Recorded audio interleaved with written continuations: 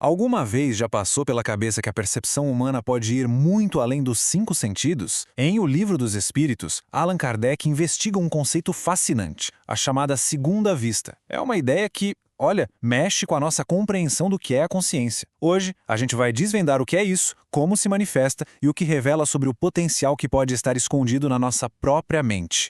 E vamos começar com a definição que os espíritos deram a Kardec. É uma definição ao mesmo tempo poética e muito profunda. Simplesmente, a segunda vista é a vista da alma. Essa frase por si só já nos prepara para uma jornada que vai além do físico, né? Deixa bem claro que estamos falando de uma forma de perceber que transcende o que os nossos olhos podem enxergar. Para a gente entender de verdade a segunda vista, o Livro dos Espíritos mostra que ela não é um fenômeno isolado, que acontece do nada. Na verdade, ela faz parte de toda uma família de experiências que nascem de um princípio maior, a emancipação, ou seja, a libertação da alma. E aqui que a coisa fica bem interessante. Kardec coloca, lado a lado, o sonho, o sonambulismo, o êxtase e a segunda vista. Ele mostra que todos eles são, no fundo, manifestações da mesma ideia central, a capacidade que o espírito tem de se libertar, temporariamente, do corpo físico. É uma conexão muito poderosa que une essas experiências que, à primeira vista, parecem tão diferentes. Bom, isso naturalmente leva a gente para a pergunta principal que Kardec faz, querendo entender melhor. Se todos esses fenômenos vêm da mesma fonte, o que é que os diferencia? O que faz a segunda vista algo único dentro desse conjunto todo de experiências? E é justamente aqui que a definição se torna essencial. Para responder aquela pergunta, a gente precisa detalhar o que exatamente caracteriza a segunda vista, separando ela desses outros fenômenos que são, digamos, seus parentes. Então, aqui está o ponto-chave, o pulo do gato. A segunda vista é a liberdade do espírito, a capacidade da alma de enxergar, mas com uma condição muito específica. O corpo não está dormindo. A pessoa está acordada, em estado de vigília. É essa distinção que torna a coisa toda tão fascinante. Essa comparação ilustra perfeitamente a diferença fundamental. Olha só, no sonho e no sonambulismo, o espírito se liberta, enquanto o corpo está ali, descansando. Já com a segunda vista, essa mesmíssima libertação acontece com o corpo totalmente desperto. Isso muda o jogo de como a gente entende a consciência. Certo, agora que a gente já entendeu o que é, surge a próxima pergunta lógica.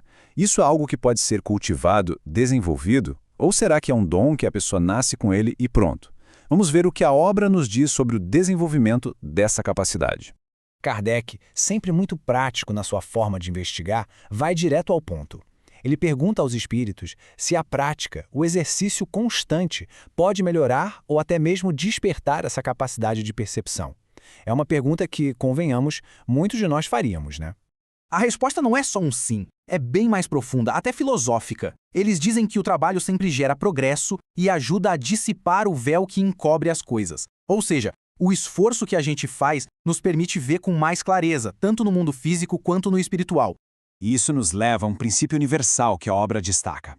O desenvolvimento das faculdades da alma, como a segunda vista, segue a mesma lei que rege as nossas capacidades físicas. Pensa bem. Da mesma forma que um atleta treina o corpo, a percepção da alma também pode ser aprimorada com esforço e dedicação. Ok, já sabemos que essa faculdade pode ser desenvolvida. Vamos agora para outro aspecto super interessante. Como é a experiência para quem tem essa faculdade? Como a pessoa se sente em relação a essa percepção expandida?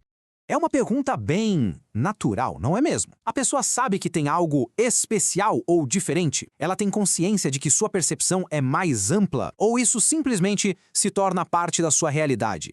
E aqui vem uma revelação que pode surpreender. A resposta, segundo a fonte, é: nem sempre.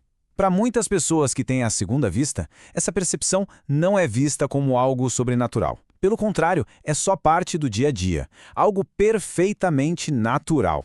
Imagina só que coisa. E essa citação, essa é extraordinária. Ela sugere que para quem tem a faculdade, a sensação é de que todo mundo poderia ser assim, bastava prestar um pouco mais de atenção. Isso levanta uma possibilidade incrível. E se a segunda vista não for um dom raro, mas sim uma capacidade adormecida em todos nós, só esperando para ser despertada? Certo, vamos então juntar as peças do quebra-cabeça e revisar as ideias principais que a gente explorou nesta análise sobre a segunda vista. Quais são os pontos essenciais que devemos guardar? Resumindo, temos 3 pilares. Primeiro, a segunda vista é a visão da alma acontecendo enquanto o corpo está acordado, uma percepção além do físico. Segundo, como qualquer outra habilidade, ela pode ser melhorada com prática e esforço. E terceiro, para quem a possui, muitas vezes é vivida como algo completamente normal, uma parte natural da sua realidade. E tudo isso nos deixa com uma reflexão final.